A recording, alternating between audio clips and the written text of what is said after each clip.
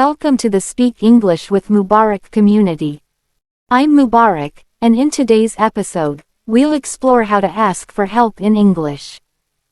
This is a crucial skill whether you're traveling, at work, or chatting with friends.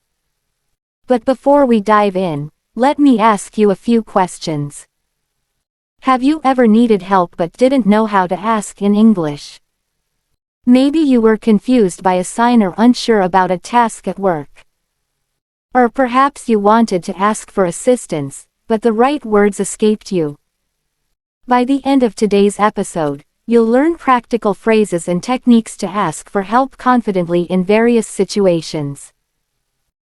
You'll also hear real-life examples and stories to boost your listening and speaking skills. So, listen carefully, take notes, and if you enjoy the episode, don't forget to press the like button. Now, let's get started. Imagine you're at a train station in a new city. The ticket machine is confusing, and you need help. What do? You could approach a staff member and say, "Excuse me, could you help me buy a ticket? I'm not sure how this machine works." This simple question can save you time and stress. Or let's say you're at work, and your coworker Lisa is familiar with a project you're struggling with. You might say, "Hi, Lisa, I'm not sure how to start this. Could you please guide me?"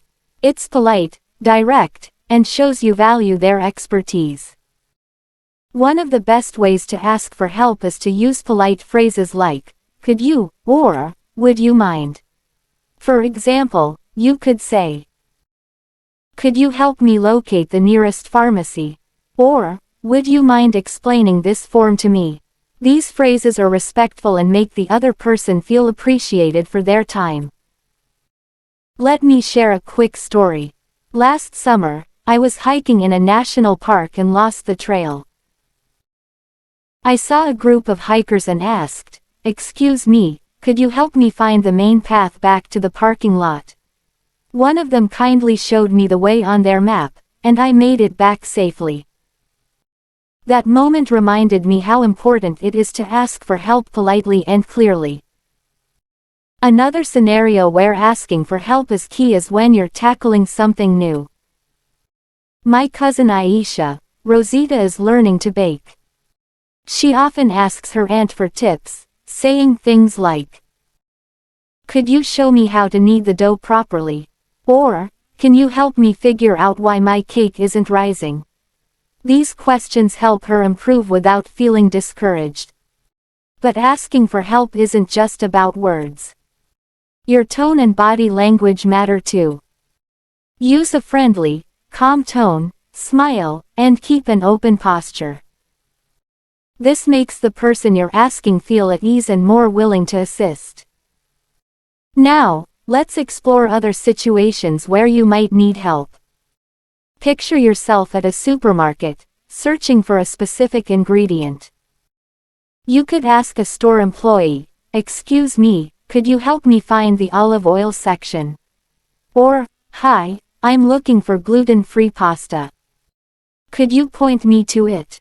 These are clear, polite ways to get assistance. Or maybe you're in a classroom, and the teacher's explanation of a topic isn't clicking. You could say, "I'm not quite getting this. Could you explain it again, please?" This shows you're engaged and eager to learn. Knowing when to ask for help is also important. Don't hesitate to speak up if you're stuck. It's better to ask than to struggle alone. People are usually happy to help if you approach them politely. I recall a time when I was preparing for a presentation but couldn't get the projector to work. I asked my colleague Sam, "Hey, Sam, could you help me set up the projector? It's not connecting." He patiently troubleshooted it with me, and we got it working just in time. If I hadn't asked, I'd have been stuck, and the presentation might have flopped. So, what have we learned so far? Use polite phrases like, "Could you," or, "Would you mind?" Be clear about what you need, and always say, thank you. Pay attention to your tone and body language. Asking for help is about how you communicate, not just what you say. In daily life, you'll find countless chances to practice asking for help, whether you're traveling, working, or learning. Don't shy away from using these phrases when you need support. Now, let me share one last story. My friend Omar recently started a new job and was unsure how to use the company's scheduling software. He asked a coworker, "Excuse me, could you help me understand how to book a meeting room in this system?" Not only did his coworker show him the steps, but they also shared some extra tips to make his work easier. That simple question helped Omar feel more confident and connected at his new workplace. Let's look at more examples. Say you're at a museum and can't find a specific exhibit. You could ask a staff member, "Hi, could you tell me where the ancient artifacts display is?" It's straightforward and polite, and they'll likely guide you right to it. At work, suppose you're unsure how to format a document. You could ask a colleague like Emma, "Hey, Emma, could you help me with the formatting for this report? I'm not sure how to align it." This shows you're proactive, and Emma will probably be glad to assist. If you're shy about asking for help, don't worry, most people are happy to lend a hand. For instance, if you're in a hardware store and can't find a tool, ask an employee, "Excuse me, could you help me find a Phillips screwdriver?" Or, "Hi, I need paint for a small room. Could you recommend something?" They're there to help, and you're making their job easier by being clear. Or imagine you're trying a new hobby, like photography, and struggling with camera settings. You could ask a friend, "Hey, Noor, could you explain what aperture means? I'm confused by the manual."